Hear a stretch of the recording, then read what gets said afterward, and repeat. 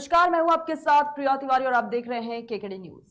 संभल के सपा विधायक और पूर्व कैबिनेट मंत्री इकबाल महमूद ने सुहेलदेव भारतीय समाज पार्टी के राष्ट्रीय अध्यक्ष ओम प्रकाश राजभर को बुझा हुआ कोयला बताया है। साथ ही उनकी छवि और पार्टी को लेकर तंज किया है।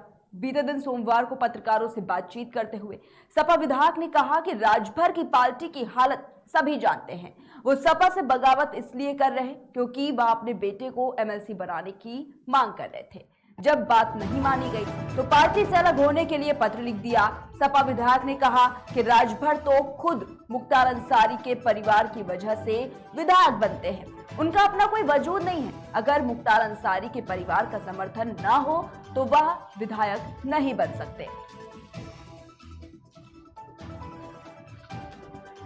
और आज इसी पर चर्चा करने के लिए हमारे साथ पैनल पर खास गेस्ट मौजूद है। सबसे पहले हम आपको उनसे परिचय करवा देते हैं। हमारे साथ समाजवादी पार्टी से तारिक खान जी जुड़े हुए, साथ ही साथ सुभाष पास से जैनेन्द्र प्रताप सिंह आज हमारे साथ इस खास चर्चा में जुड़े हुए हैं। सबसे पहले तारिक खान जी, आपके पास आना चाहूंगी। आवाज मिल पा रही है आपको? तारिक खान जी,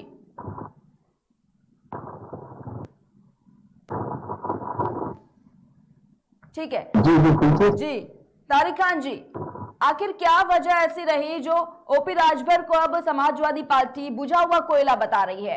क्योंकि जब वो पार्टी में थे कहीं ना कहीं इस तरह के कोई बयान सामने नहीं आए, लेकिन जिस तरीके से दरारें नजर आई है, नाराजगी देखने को मिली और अब उन्हें बुझा हुआ कोयला बताया जा रहा है, आखिर क्या वजह है?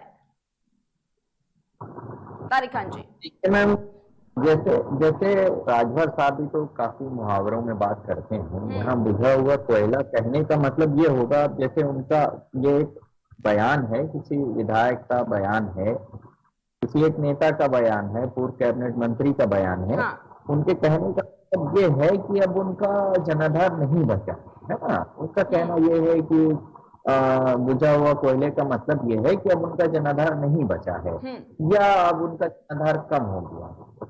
भाई, अब आप जब हमारे साथ नहीं हैं या जब आप हमारे ऊपर प्रहार कर रहे हैं इस बात की आड़ लेकर कि हम आपको समझा रहे हैं, तो कुछ लोग अगर हमारी तरफ से भी बातें कहें, वो भी वरिष्ठ लोग, जैसे मैंने तो आज तक कुछ भी नहीं कहा, तो उसको कैसे लेना चाहिए? उसको तो लेना चाहिए चलिए भाई ठीक है, आप कह रहे हैं तो उधर से भी तो लोग कहेंगे।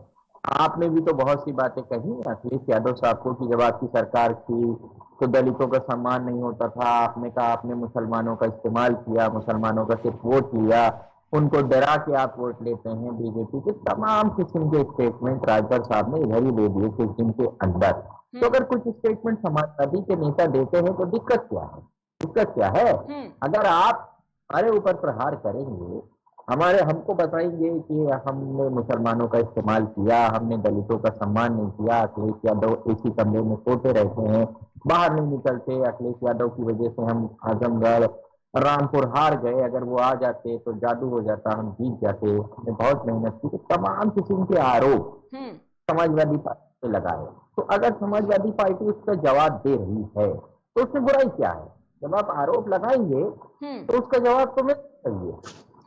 वो भी यही है, आप समाजवादी पार्टी पे आरोप लगाएंगे या कुछ भी कहेंगे या अखिलेश यादव को कुछ कहेंगे या और किसी तरीके का वैचारिक आरोप लगाएंगे समाजवादी पार्टी को, तो समाजवादी इसका जवाब देने का अधिकार तो लग सकती है।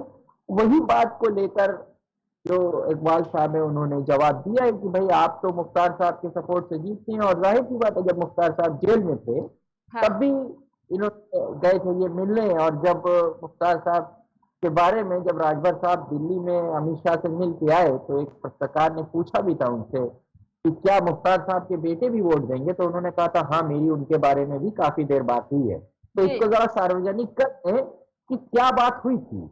भार्गव साहब बताएंगे अभी, क्योंकि मैं वो इंटरव्यू पूरा देखा था मैंने इनका, राजभर साहब का।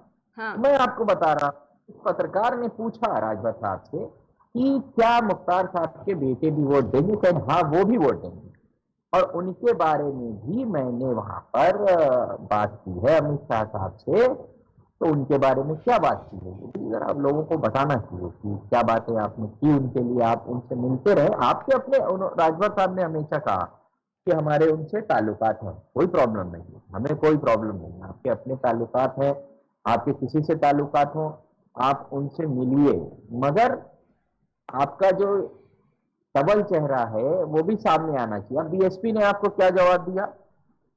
आप कह रहे थे हम बीएसपी में चले जाएंगे। बीएसपी ने पता है मैम क्या जवाब दिया था? आप अवसरवादी हैं, आप जैसे नेताओं से दूर रहना चाहिए। ये जवाब इनको बीएसपी ने दे दिया। अब आप बताइए, बीजेपी आपको लेगी नहीं, समाजवादी आप छोड़ चुके हैं, और आप तलाक और नई शादी की बात करते हैं। मैम तलाक होने पे 3 स्थितियां सामने आती हैं। अब देख लीजिए मैम, ये 2 ही स्थिति बताते हैं कि हमारे सामने 2 ही स्थिति, मगर होती है 3 स्थिति। तलाक के बाद या तो आप दूसरी शादी करें, या अकेले रहें, या वहीं रहें, फिर से वहीं रहने लगे। ये कहते हैं कि हम अकेले रहेंगे ही नहीं, इनको कहीं ना कहीं दूसरा दल चाहिए। अरे भाई, आपकी आपकी अपनी विचारधारा है, आपकी अपनी मांग है, जिसको लेकर अभी विधानसभा में कितनी देर तक बहस जी। की राजभर साहब ने, मैम राजभर साहब ने बहुत देर तक बहस की कि ओबीसी का वर्गीकरण किया जाए, ओबीसी पे 27% का वर्गीकरण किया जाए। मान ली क्या भाजपा ने वो बात? 18 महीने हो गए मैम रिपोर्ट आए हुए। तो आपकी वैचारिक लड़ाई नहीं है, आप बैकवर्ड के लिए नहीं लड़ रहे हैं। आप जो ऐसे वो मल्ला धोबी ऐसे गिनाते हैं ना, ये खाली नाम के लिए गिनाते हैं। वो 11 जातियों का नाम गिनाते हैं ना आप, वो नाम के लिए गिना। उन जातियों की अगर चिंता होती तो आप बीजेपी से कहते कि पहले वो जो रिपोर्ट आई थी जिसमें ओबीसी के वर्गीकरण की बात है, 60% का जो रिजर्वेशन है वो यादव और कुर्मी लोगों को दिया जाएगा, उसमें और सब डिवीजन किया जाएगा और बांटा जाएगा ओबीसी को, और 7-8 स्टेट इस चीज को कर चुके हैं। हाँ। जब आप करिएगा तब आप करेंगे हम, ठीक है। तब मैं मानता कि आप अपने समाज के लिए लड़ रहे हैं। आप तो खाली इसलिए लड़ रहे हैं कि आप जाइए और आपको डिनर पार्टी में बुला लिया जाए और 2-4 गनर मिल जाए। विधायक को तो वैसे ही उसके साथ 10-20 आदमी चलते हैं, उसको 2-4 गनर की क्या जरूरत है? 2-4 गनर आप ले, बस भौकाल बन जाएगा, बस उतना ही होगा। ठीक है, ठीक है तारिक खान जी। जैनेन्द्र प्रताप सिंह, आपके पास आना चाहूंगी, जो सपा की तरफ से कहा जा रहा है कि ओपी राजभर इसलिए बगावत कर रहे हैं क्योंकि वो अपने बेटे को एमएलसी बनाने की मांग कर रहे थे, और जब बात नहीं मानी गई तो पार्टी से अलग होने के लिए पत्र लिख दिया। कहां तक ये सही है? तो इस तरह से झूठ है। हाँ। ऐसा नहीं है कि उनको एमएलसी बनाना था। पूरा मुद्दा ये था कि जब चुनाव पूर्व गठबंधन हुआ था तो उसमें ये बात हुई थी कि एमएलसी का एक कैंडिडेट दिया जाएगा आपको भी लड़ने के लिए, चाहे वो नामित हो, चाहे वो पार्टी के किसी भी चरण में, वो चाहे शिक्षक वाला हो, छात्र वाला हो, तो वो दिया जाएगा। लेकिन मैं आपको बताता हूँ असली सच्चाई क्या है। 353 सीटों पर लड़ी थी सपा और उसका स्ट्राइक रेट था 31%। 33 सीटों पर लड़ी थी रालोद, उसका स्ट्राइक रेट था 24%। हाँ। और हम 17 सीटों पर लड़े थे, हमारा स्ट्राइक था 35%, 35.4%, एग्जैक्ट बता देता हूँ। अब आप बताइए कि आपने 24% वाले को तो राज्यसभा भेज दिया। हालांकि रालोद से हमारी कोई दुश्मनी नहीं है, रालोद भी अपना स्वयं की एक बड़ी पार्टी है, लेकिन मैं यहां बताना चाहूंगा 24% वाले को भेज दिया राज्यसभा और हम 35% वालों को कह रहे हैं कि आपको कुछ नहीं दिया जाएगा।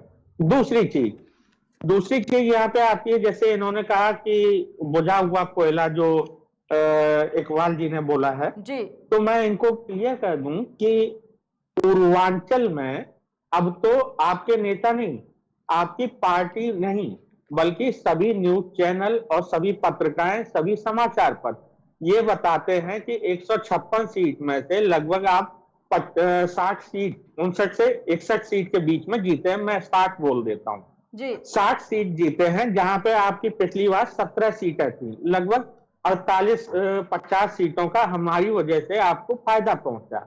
और तीसरी चीज, जहां तक मुख्तार अंसारी वाले बयान है, मैं बता दूं कि इन्हीं मुख्तार अंसारी के जो भतीजे हैं, हाँ, सिगवतुल्ला अंसारी के बेटे, यानी मुख्तार अंसारी के भाई के लड़के मुन्नू अंसारी जी, वो मोहम्मदाबाद से सपा के टिकट पे ही चुनाव लड़े थे। तो आप बताइए कि एक तरफ तो आप आरोप प्रत्यारोप कर रहे हैं, दूसरी तरफ आपकी पार्टी में ही उसी खानदान के लोग घुसे हुए हैं, तो आप कैसे कहेंगे कि हम बुझे हुए कोयले हैं। मैं सबसे बड़ी चीज बताता हूं कि केवल एक वक्तव्य था कि अखिलेश यादव जी को, माननीय अखिलेश यादव जी को कमरे से, एसी कमरे से बाहर निकलना चाहिए। आप बताइए इसमें गलत क्या है? आप भी यही मानते हैं? मानते हैं कि नहीं? वो हमेशा एसी कमरों में बंद रहते हैं और ट्विटर और फेसबुक की राजनीति करते हैं। बताइए, उनके जो कार्यकर्ता थे, उनके जो पदाधिकारी थे, वो बार बार वहां पे शिकायत कर रहे थे आजमगढ़ उपचुनाव में कि माननीय अखिलेश यादव जी को अवगत कराइए कि वो एसी कमरे से बाहर आके एक बार मैदान में आ जाएं, जमीन पे लड़ाई लड़े आके, तो शायद जीत जाएंगे जी। माननीय धर्मेंद्र यादव जी। तो ऐसा नहीं है कि जिस सच्चाई को पूरा देश मानता है, जिस सच्चाई को उनके पार्टी के कार्यकर्ता और पदाधिकारी मानते हैं, उसको केवल हमने अपने हमारे माननीय नेता ओम प्रकाश राजभर जी ने अपने मुख से कह दिया तो वो उनके लिए बुरे हो गए। और उन्होंने कहा भी कि हमें किसी की सलाह की जरूरत नहीं है। जब इंसान सीखने से पीछे हट जाता है, उस समय उसका पतन शुरू हो जाता है, क्योंकि जिंदगी जो नाम है वो आगे बढ़ने के लिए आपको कुछ ना कुछ हर रोज हर महीने कुछ ना कुछ सीखना पड़ता है, और आप बेहतर से और बेहतर बनते जाते हैं। ना कि आप ये कह दें किसी की भी बात को कि मैं सीखना नहीं चाहता हूं और ना मुझे किसी की सलाह की जरूरत है। तो उसमें हम क्या कर सकते हैं? आपने खुद लेटर लिख के दिया कि आप जहां जाने को स्वतंत्र हैं, हम आपको सम्मान नहीं दे पाएंगे, आपको जहां सम्मान मिले। तो आप अपने बड़ों का सम्मान भी नहीं करना चाहते हैं, आप अपने साथियों का सम्मान भी नहीं करना चाहते हैं। तो आप बताइए हमें क्या मिल रहा है उस गठबंधन में रह के? हालांकि अभी सपा ने केवल इतना ही लिख के दिया है कि आपको जहां ज्यादा सम्मान मिले वहां आप चले जाइए।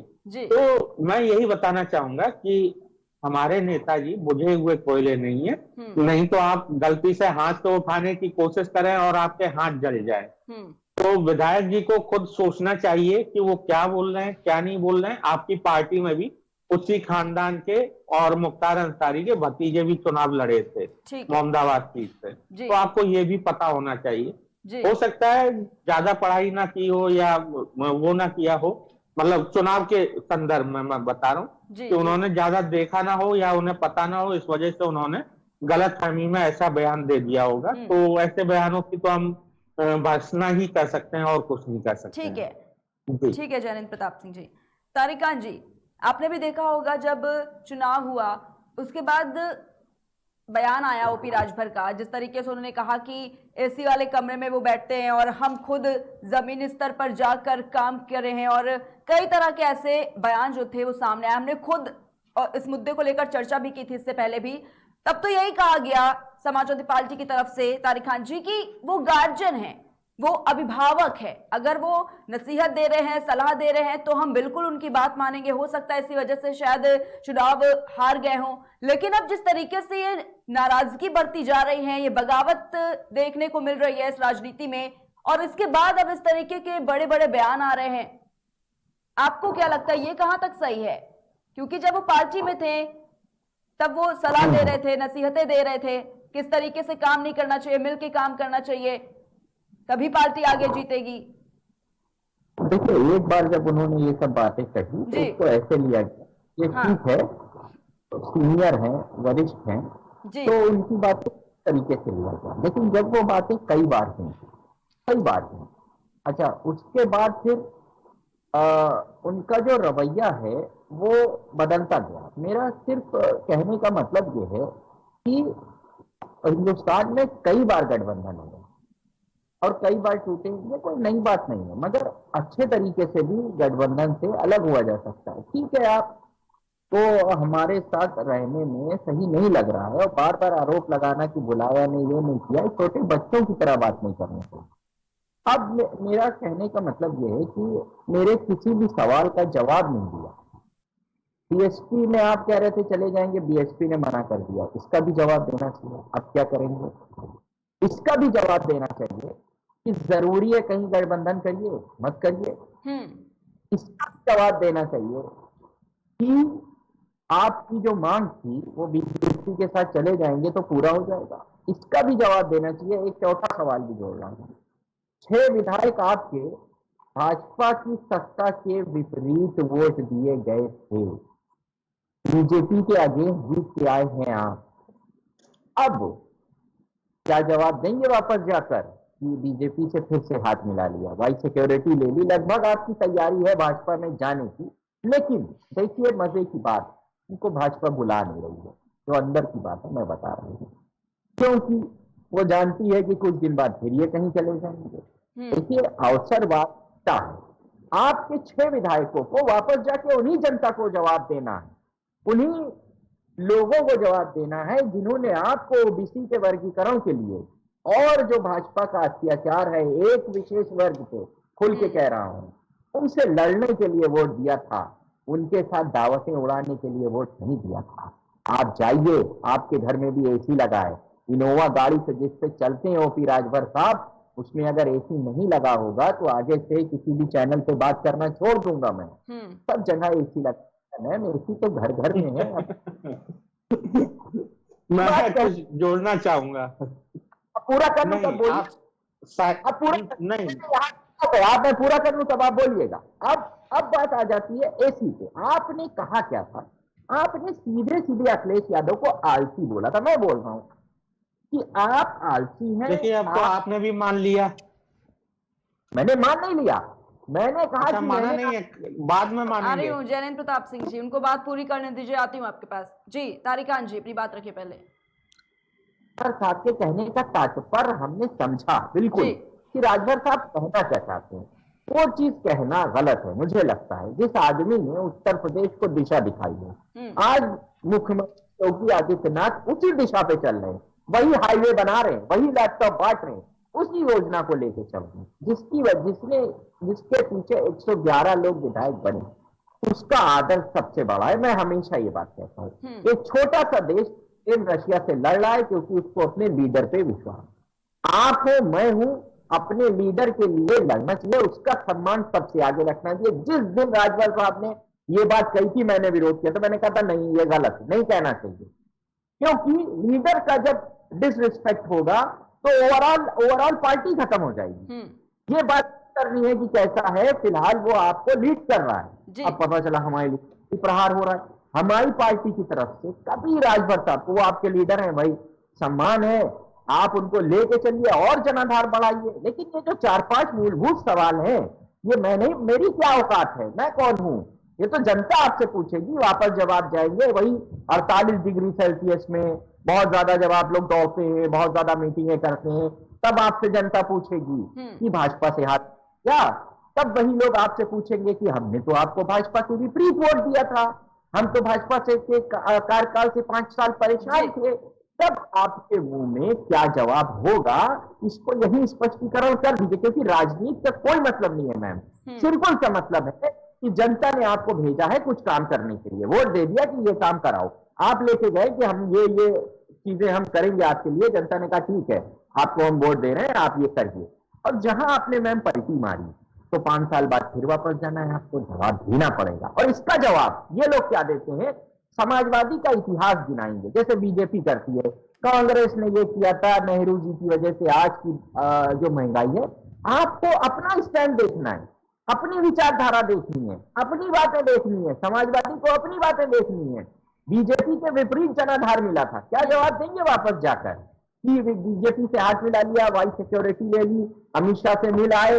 अरे भाई बगैर मिले ही दे देते वोट। यहाँ वोट की बात, अब यहाँ पर ये एक बात और कहेंगे कि वो बैकवर्ड समाज से थी इसलिए मुर्मू जी को वोट दे दिया। मुझे मुर्मू जी के वोट पे मैम एक सवाल भी नहीं मैं कर रहा हूँ, आप दे दीजिए, मुझे कोई दिक्कत नहीं है।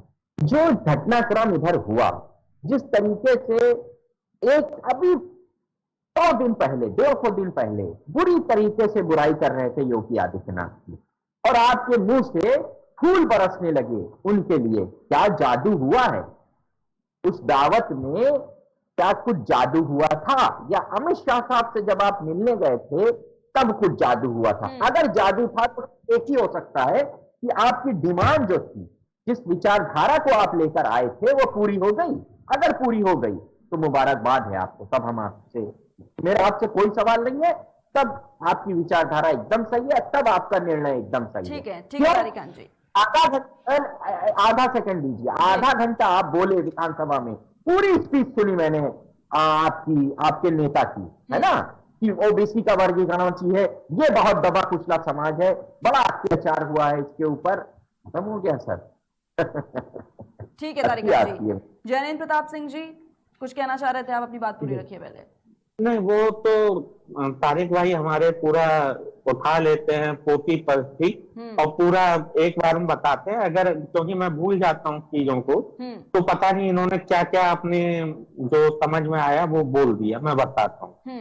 सबसे पहले मैं इनको गनर वाला बताता हूँ, वाई श्रेणी। जी जी आजम खान जी को वाई श्रेणी मिला हुआ है, जेट सिक्योरिटी की मांग कर रहे हैं। हाँ। दूसरा, इनके माननीय अखिलेश भैया जी को भी जेट प्लस सुरक्षा, जेट श्रेणी सुरक्षा मिली हुई है। तो ऐसा कुछ नहीं है, ये केवल शासन का प्रशासन का काम होता है। तो शासन मानना, शासन अवलोकन करता है कि किसको चाहिए किसको नहीं चाहिए। अपील सभी लोग करते हैं, सुरक्षा की बहुत सारे लोग करते हैं जी। तो अब मैं इनको बता देता हूं कि सपा प्रमुख के कहने पर उनके जो प्रवक्ता है राजेंद्र चौधरी जी, उन्होंने हमारे नेताजी के लिए खत लिखा था भाजपा सरकार को कि इनको सुरक्षा मुहैया कराई जाए, और वो सुरक्षा मुहैया कराई गई। शायद नहीं पता होगा इनको कि वो खत किसने लिखा था। हम तो 2 साल से चिल्ला ही रहे थे, हर डीएम और एसडीएम ऑफिस में जाके हम लोगों ने, पूरी पार्टी ने 75 के 75 जिलों में ज्ञापन भी दिए थे सुरक्षा मुहैया कराई जाए। 1.5-2 साल में आजमगढ़ में, मऊ में, बनारस में, लखनऊ में उनको धमकियां भी मिली, उनके ऊपर हमला भी हुआ, तो वो सभी को पता है। तो यहाँ सुरक्षा की बात आ गई। दूसरी बात आती है कि बसपा के साथ जाएं या भाजपा के साथ, तो नेताजी ने कह दिया बसपा के साथ जा रहे हैं। मैं इनसे पूछना चाहता हूँ, आप भी तो बहन जी के साथ वो कर रहे थे 2019 में गलवैया डाल के कि बुआ बबुआ का साथ है, यही बोल रहे थे ना। और आप कांग्रेस के साथ दो दोस्तों की जोड़ी करके कुछ चला रहे थे 2017 में, ठीक है। आप एक बात बताइए कि 1995 के गेस्ट हाउस कांड के बाद से जिन 2 दलों में सबसे ज्यादा शत्रुता थी और कोई ये मान भी नहीं सकता था कि वो 2 दल एक साथ आ जाएंगे, तो वही 2 दलों ने अपने अपने मतदाताओं के साथ क्या किया वो दुनिया ने देखा, पूरे भारत ने देखा, पूरे उत्तर प्रदेश ने देखा कि कैसे ये 2 दल जो ये कहते थे कि हम उनके खिलाफ हैं, हम उनके खिलाफ हैं, और दोनों दल एक साथ जुड़ गए। तो मतदाताओं के और जो जनता है उसके मन पर कितना गहरा प्रभाव पड़ा इसका वो आपको पता ही है कि खुद 5 सीटों पर ही लटके रह गए, बुआ जी 10 सीटों पर पहुंच गई लोकसभा चुनाव में। अब इन्होंने कहा कि विधायकों ने मैं भूल रहा हूं इन्होंने कुछ कहा था, तो इसी चीज में बता देता हूं। एज ए विधायक मैं बता देता हूं, एज ए विधायक जो उनको नहीं, देखिए तारिक भाई बीच में मैं भी नहीं बोला था, ठीक है, सुन लीजिए, बाद में बोल लीजिएगा तारिक भाई, ठीक है। ठीक है, नहीं नहीं आगे तो सुनिए तारिक भाई प्लीज, क्योंकि एक ही वॉइस जाएगी, ठीक है। मैं तीसरी चीज बताता हूं, एज ए विधायक हमारे नेताजी पूरे उत्तर प्रदेश में पिछले 3 साल के अंदर सबसे ज्यादा विधायक निधि का उपयोग करने वाले नेता बने। उन्होंने 98% अपनी विधायक निधि को खर्च किया जनता के सरोकारों के लिए, जनता के उज्जवल भविष्य के लिए, जनता के लिए रोड बनवाई, घर बनवाए और बाकी चीजों में दान दिया, स्कूल की सड़कों के लिए, बाकी सड़कों के लिए। तो सारी विधायक, ये मतलब मैं बता नहीं रहा हूं, ये अभी आप गूगल करेंगे ना कि सबसे ज्यादा विधायक निधि किस विधायक ने खर्च की है, आप गूगल करते ही मिल जाएगा कि पिछले 3 सालों में हमारे नेताजी ने विधायक निधि खर्च की है। उससे पहले भी सबसे ज्यादा पूरी की पूरी विधायक निधि 2 सालों में खुद माननीय योगी आदित्यनाथ जी ने विधानसभा में बोला था कि पूरी की पूरी विधायक निधि खर्च की है, यानी कि वो अपने सरोकारों से पीछे नहीं हटते।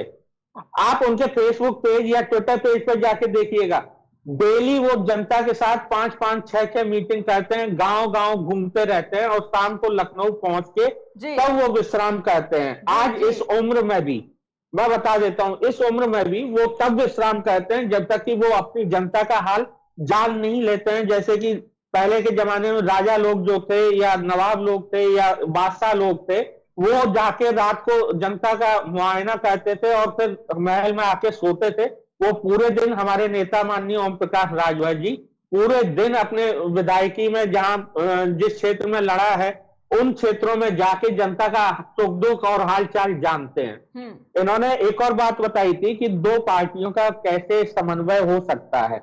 मैं इनको बता दूं कि एक कॉमन मिनिमम प्रोग्राम नाम की चिड़िया होती है, वो शायद इन्हें पता नहीं है। कॉमन मिनिमम प्रोग्राम में ये होता है कि मेरी पार्टी के ये मुद्दे हैं, आपकी पार्टी के ये मुद्दे हैं, उनमें से जो कॉमन मुद्दे होंगे हम उन्हीं को आगे बढ़ा के साथ में चलेंगे, वो ये कहता है। और इसी वजह से हमारे नेताजी कॉमन मिनिमम प्रोग्राम के नाम पे आए थे इनके साथ। और मैं पिछली बार का बता दूं, जो इन्होंने कहा कि आरक्षण में वर्गीकरण, पिछड़ा वर्ग के आरक्षण में वर्गीकरण होना चाहिए। देखिए, मेरे नेताजी केवल 1.25 साल रहे भाजपा के साथ, उसमें से उन्होंने मई 2018 में राघवेंद्र समिति का गठन करवाया और अक्टूबर 2018 में उसकी रिपोर्ट आ गई। 3 महीने तक भाजपा उस रिपोर्ट के ऊपर कोई कार्रवाई नहीं कर रही थी, वो रिपोर्ट धूल फाक रही थी। इस वजह से उन्होंने अपना इस्तीफा दिया और अलग हो गए भाजपा से, क्योंकि उन्हें पता था 2019 में लोकसभा चुनाव होने हैं, उसके बाद बीजेपी किसी का नहीं देखेगी और ना इस पर कार्य करेगी। उसका कारण यह था कि 2017 में एक रोहिणी आयोग बना था पिछड़ा वर्ग के ही ऊपर पूरे देश की समस्याओं को लेके, आरक्षण में वर्गीकरण को लेके, लेकिन उसकी रिपोर्ट आज तक बनी भी नहीं है पूरी और ना आई है उसकी रिपोर्ट। हर साल उसका कार्यकाल 6 महीने के लिए, 6 महीने के लिए बढ़ा दिया जाता है। इस वजह से मेरे नेताजी ने छोड़ा था कि जब रोहिणी आयोग जो केंद्र ने बनाई है उस पर आज तक उसकी रिपोर्ट नहीं आई है, तो राघवेंद्र समिति की रिपोर्ट आने के बाद ये उस पर कार्रवाई नहीं कर रहे हैं, तो बाद में क्या करेंगे। मैंने अपने सारे तथ्य रख दिए हैं, अगर इसमें से तारिक भाई को कोई झूठा लगता हो बता दे मुझे। ठीक है जयनेंद्र प्रताप सिंह जी। तारिक खान जी, लगातार आप सुन रहे थे, जयनेंद्र प्रताप सिंह ने कई ऐसी बातें रख दी है और वो यही चाह रहे हैं कि क्या झूठा साबित कर सकते हैं इसको। नहीं मैम, देखिए, मैंने मेरे सवालों का ये जवाब नहीं देना चाहते हैं। बात ये है, मैंने सबका जवाब दिया, आप पूछ लीजिए, मैं बता दूंगा। फिर से पूछ रहा हूं, आपको बीजेपी के विपरीत जनादेश मिला था या नहीं मिला? पहले हाँ या ना बता। मिला नहीं था? ये बीजेपी से विपरीत कैसे हो गया, मैं जानना चाहता हूँ। बीजेपी भी लगभग 15 पार्टियों के साथ चुनाव लड़ रही थी और सपा भी 5 पार्टियों के साथ चुनाव लड़ रही थी, तो बीजेपी के विपरीत कैसे हो गया? जनता अपने नहीं, जनता अपने मुद्दों के ऊपर वोट देती है, पक्ष या विपक्ष देख के, इंसान को देख के वोट नहीं देती है। आप अगर ऐसा सोचते हैं तो जनता का अपमान कर रहे हैं। जनता बहुत समझदार है। मेरा सवाल नहीं आप समझ पा रहे हैं। आपके पास 6 विधायक हैं ना, राजभर साहब? बिल्कुल बिल्कुल बिल्कुल। 6 विधायक, वो 6 विधायक ने बीजेपी के जो कार्यकाल था 5 साल का, वो कार्यकाल सही नहीं था। आप इसीलिए उनसे नाराज हुए थे और उनसे हट गए थे, ठीक है। आपने कहा था कि बीजेपी के जो इस राज है, जो खराब राज है बीजेपी का 5 साल, इसको हटाएंगे। मुझे समझ गया आपका सवाल। तो करनी थी और एक अच्छा राज लेके आएंगे। इसका मतलब ये होता है कि 6 विधायकों का मैंडेट, इसी को मैंडेट कहते हैं, 6 विधायक का मैंडेट हो, और चाहे विपक्ष का, जैसे जनता ने हमको विपक्ष में बैठने का मैंडेट दिया है, ऐसे ही आपके 6 विधायकों का जो मैंडेट, तो आप पक्ष में थोड़ी जाके बैठ जाएंगे, सरकार थोड़ी बना लेंगे जब विपक्ष में बैठने का मैंडेट दिया है। मैं यहाँ पे क्लियर कर देता हूँ, मैं समझ गया आपकी व्यथा, समझ गया। अभी कंप्लीट नहीं की, व्यथा समझ गया। आप जवाब दे देता हूँ। ठीक है जयनेंद्र प्रताप सिंह, जब आपने गठबंधन, मैं बीच में एक मिनट का समय दे दीजिए। अपनी बात कह के मैं चुप जाऊंगा एकदम। तो वो जो 6 विधायक थे आपके, उनकी जो आप जनता के बीच में गए थे कि ये समस्या है, हम सरकार बना देंगे, कर देंगे, तो आप जब इधर मिले अमित शाह से दिल्ली में और जब डिनर खाने गए थे दावत, तो क्या वो सब बातें की थी आपने? तो इसका जवाब आपको जनता को ही देना है। और विपरीत दिशा में बीजेपी के अगेंस्ट लोगों ने आपके 6 विधायकों को विधायक बनाया था। अगर आप बीजेपी के साथ जाते हैं या उनकी तरफदारी करते हैं या उनके साथ की बात करते हैं, तो जिन डिमांडों को लेकर आपके उन 6 विधायकों को मैंडेट मिला था, विधायकों को जिताया गया था, क्या वो बात पूरी हो गई? अभी आपने खुद कहा कि वर्गीकरण को लेकर 18 में रिपोर्ट आई, ये उसको मान नहीं रहे थे, ठीक है। अब आप देखिए गलत कहां कर देते हैं। आप सामने वाले को कहते हैं आप कॉमन मिनिमम प्रोग्राम में, मैं यहां बैठा हूं, है ना, तो मैं सब जानता हूं कि क्या है। आप ये ना कहिए कि ना मैं आपको कहूं कि आप ये नहीं जानते हैं, ये गड़बड़ हो जाता है। जानता सब है अगर बैठा है आदमी टीवी चैनल पे। तो इसलिए कह रहा हूं कि ये जवाब आपको जनता को देना पड़ेगा कि बीजेपी के अगेंस्ट जो मैंडेट था वो तुरंत, ये जो बीजेपी के साथ वाला मामला है उसको आप जस्टिफाई कैसे करा रहे हैं। क्या वो जो मांगे थी वो मान ली गई, और जो मैंडेट है, मैंडेट का जवाब वापस जाकर देना पड़ेगा आपको कि बीजेपी के जब अगेंस्ट दिया था तो हाथ कैसे मिला लिया। ठीक है तारिक, बहुत साधारण। ठीक है। देखिए तारिक भाई को एक लाइन में जवाब दे देता हूं। तुम अगर दिन को रात कहोगे तो हम रात नहीं कहेंगे दिन को, बस। देखिए किसी ने कोई अच्छा काम किया है तो उसकी तारीफ होनी चाहिए, चाहे वो पक्ष में हो चाहे विपक्ष में हो।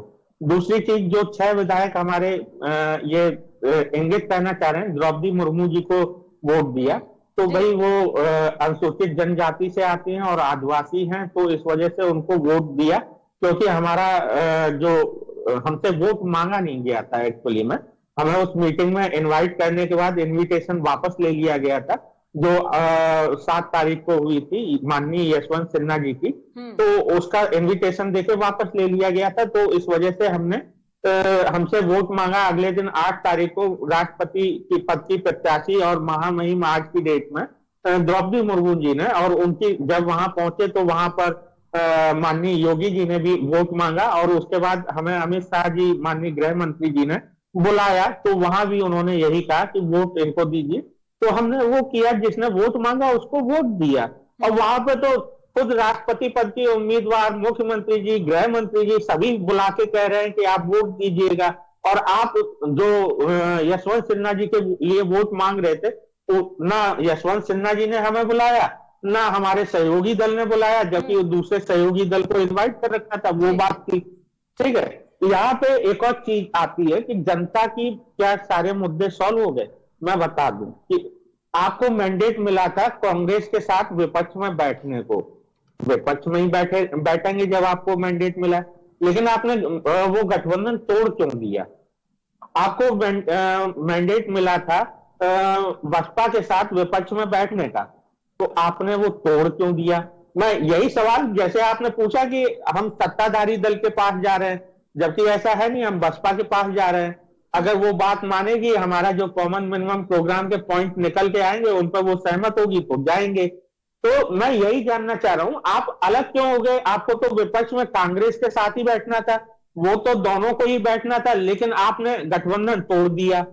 आपने फिर बसपा के साथ गठबंधन तोड़ दिया, आपने महान दल के साथ गठबंधन तोड़ दिया, आपने हमारे साथ गठबंधन तोड़ दिया।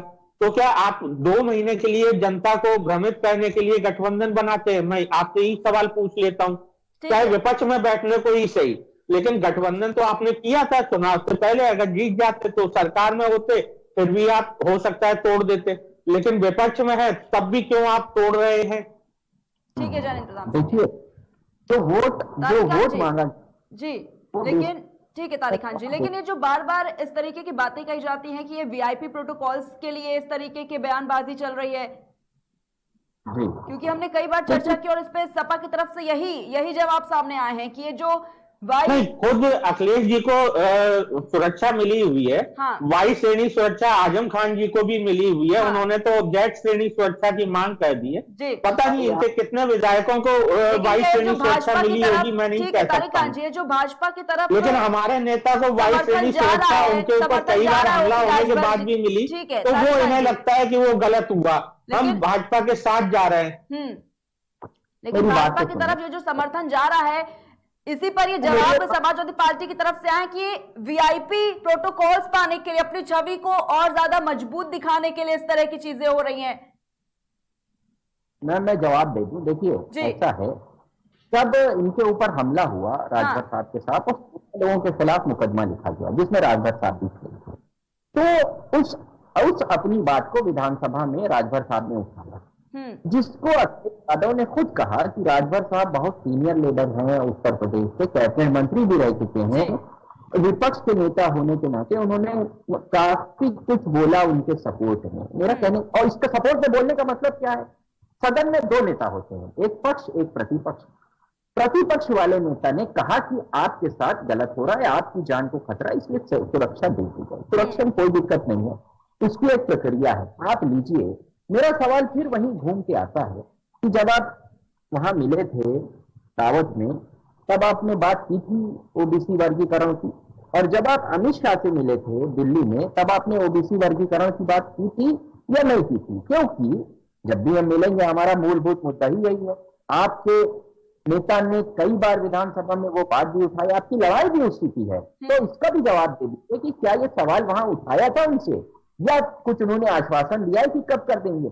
अगर वो कर देते हैं तो आपका मकसद पूरा हो जाता है, और अगर नहीं करता है तब आपका ब्रीच है जनता को लेकर, है ना। और दूसरी बात, अभी भाई सवाल उठाया, अब मैं कंप्लीट कर लूं तब बोल। आपने सवाल उठाया कि जनता ने मैसेज था कि हम विपक्ष में बीएसपी के साथ बैठे, बिल्कुल सही बात है, आपकी बात सहमत है। वो टूटा। मैम, जो जनता होती है वो दो चीजों पे वोट देती है, एक तो जो कैंडिडेट है उस विधानसभा का उसको देखती है, और पार्टी को देखती है।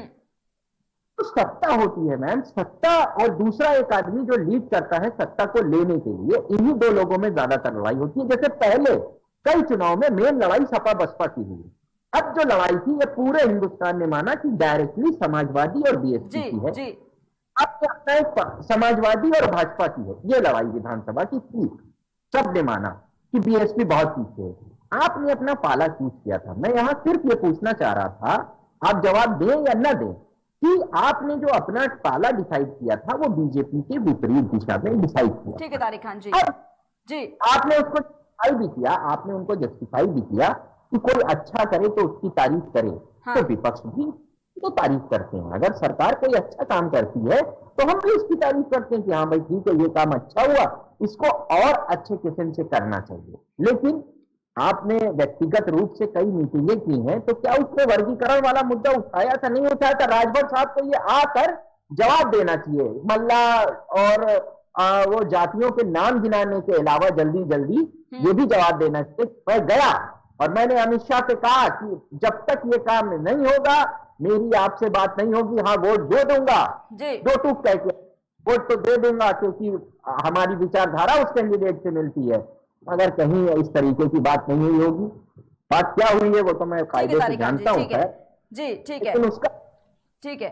ये जो आपके जितने भी प्रश्न हैं, जब वहां पर गए आपने बताया कि रात्रि भोज में जिस तरीके से गए वहां पर किस तरीके के आश्वासन मिले हैं, जो मिले हैं वो ठीक है या नहीं है, इसी पर जवाब देना चाहूंगी जयनेंद्र प्रताप सिंह जी आपसे। जी, मैं यही बताना चाहूंगा, तारिक भाई हमारे बड़े हैं और सम्मानित व्यक्ति हैं, तो बार बार जब से डिबेट शुरू हुई है ये पूछ रहे हैं, जो मुझे अभी समझ में आया। हाँ। कि क्या जो राष्ट्रपति चुनाव के लिए डिनर मीटिंग आयोजित की गई थी, तो उसमें उन्होंने माननीय योगी जी से पिछड़ा वर्ग आरक्षण को 3 भागों में विभाजित करने के लिए बात उठाई, या अमित शाह जी से, माननीय गृह मंत्री जी से जब मुलाकात हुई तो क्या ये बात उठाई? नहीं, वो तो हमने बात नहीं उठाई होगी, क्योंकि मैं बताता हूँ उस दिन तक हम आप ही के साथ थे, तो जाहिर सी बात है कि अभी हम भाजपा के साथ नहीं जा रहे हैं, जिसके साथ जा रहे हैं उससे बात करेंगे पहले। आपने बिल्कुल क्लियर बयान सुना होगा, बसपा के साथ पहले बहन जी से समय लेंगे, जाएंगे, मिलेंगे और उस वहां पे चर्चा होगी इस कार्य के लिए। और विधानसभा के अंदर जो कार्रवाई होती है उसमें हम हर बार ये मुद्दा उठाते हैं। बताइए कब नहीं उठाया? आपको नहीं पता होगा, मैं बता देता हूँ। 239 पिछड़ा वर्ग जाति समूह जातियां हैं और 79 जाति समूह हैं, उसमें से 4 जातियों को केवल 80% लाभ मिलता है। 20% जातियों को 1% भी लाभ नहीं मिला है पिछले 5 सालों में, और बाकी जो रह जाती है 60%, उनको 20% लाभ मिला है। मतलब 80% रह जाती है, उनको केवल 20% लाभ मिला है आरक्षण का। इस वजह से हम लोग चाहते हैं कि आरक्षण को 3 भागों में 7, 9 और 11 करके विभाजित किया जाए, जिससे जिनको कभी भी 20% जातियों को लाभ नहीं मिला है उनको भी लाभ मिलेगा। और इस बात को समझना बहुत बड़ी टेढ़ी खीर नहीं है। इस बात को जहां उठाना चाहिए वहां हम उठाते हैं, और वही हमारी लड़ाई है। हमारी लड़ाई बिजली फ्री को लेके है, समान स्वास्थ्य सुविधा को लेके है, समान कानून व्यवस्था को लेके है, समान शिक्षा व्यवस्था को लेके है जी। और सड़कें उन्नत हो, गांव की भी शहर से जुड़ी हुई हो, इस तरह की हमारी मांगे हैं। तो वो कौन सा दल है जो इन चीजों को अपने घोषणा पत्र में शामिल नहीं करता है? सभी दल तो कहते हैं। क्या आपने अच्छी सड़कों का वादा नहीं किया? क्या आपने अच्छी स्वास्थ्य व्यवस्था का वादा नहीं किया था? जी। क्या आपने अच्छे हॉस्पिटल या अच्छी शिक्षा व्यवस्था का वादा नहीं किया था? मैं जानना चाहता हूँ। ये तो सभी के में होते हैं, इसमें बात करने की कोई बात ही नहीं होती। जो मेन बात है वो है शराबबंदी, और दूसरी बात है कि पूर्ण जो पिछड़ा वर्ग की जो 3 भागों में आरक्षण को विभाजित करना है। ठीक है। तो मैं यही बताना चाह रहा हूं जी। कि ये सही मौकों पे, सही मंचों पे बात उठाई जाती है। अगर आप हर घंटे यही चिल्लाएंगे तो आपकी बातें कोई नहीं सुनेगा। फिर वही भेड़िया आया वाली कहानी बन जाएगी आपकी बातें। ठीक है जयनीत प्रताप सिंह जी, ठीक है। तो चर्चा को यहीं पर समाप्त करेंगे। बहुत बहुत शुक्रिया आपका हमारे साथ जुड़ने के लिए। हमारे साथ आज इस खास चर्चा में समाजवादी पार्टी से तारिक खान जी जुड़े हुए थे, साथ ही साथ सुभाषपा से जयनेंद्र प्रताप सिंह जी आज हमारे साथ इस खास चर्चा में जुड़े हुए थे। तो संभल के सपा विधायक और पूर्व कैबिनेट मंत्री इकबाल महमूद ने जिस तरीके से सुहेल देव भारतीय समाज पार्टी के राष्ट्रीय अध्यक्ष ओम प्रकाश राजभर को बुझा हुआ कोयला बताया और इसी पर आज चर्चा हुई, जिस तरीके से कई तरह के सवाल उठाए, उनकी छवि और पार्टी को लेकर तंज किया, तो ये सब जिस तरीके से राजनीति जो है वो चल रही है, इसी पर आज चर्चा हुई, जिसमें कई तरह के तर्क जो है वो समाजवादी पार्टी ने अपनी तरफ से रखे और सुभाषपा ने भी रखे। और ये भी कहा गया कि सपा से जो बगावत है इसलिए की जा रही है क्योंकि अपने बेटे को एमएलसी बनाना चाहते थे ओपी राजभर और मांग भी कर रहे थे, लेकिन जब बात नहीं मानी गई तो पार्टी से अलग होने के लिए पत्र लिख दिया। वहीं सपा विधायक ने यह कहा कि राजभर तो खुद मुख्तार अंसारी के परिवार की वजह से विधायक बनते हैं, उनका अपना कोई वजूद नहीं है और अगर मुख्तार अंसारी के परिवार का समर्थन ना हो तो विधायक नहीं बन सकते हैं। तो लगातार देखा जा सकता है कि सपा और सुभाषपा के बीच किस तरह की टक्कर जो है वो जारी है। लगातार जो बगावती सुर है वो भी दोनों पार्टी की तरफ से छिड़ते हुए नजर आ रहे हैं, दोनों तरफ से बयानबाजी जो है वो भी लगातार जारी है। फिलहाल रुकते एक छोटे से ब्रेक के लिए, जल्द हाजिर होंगे।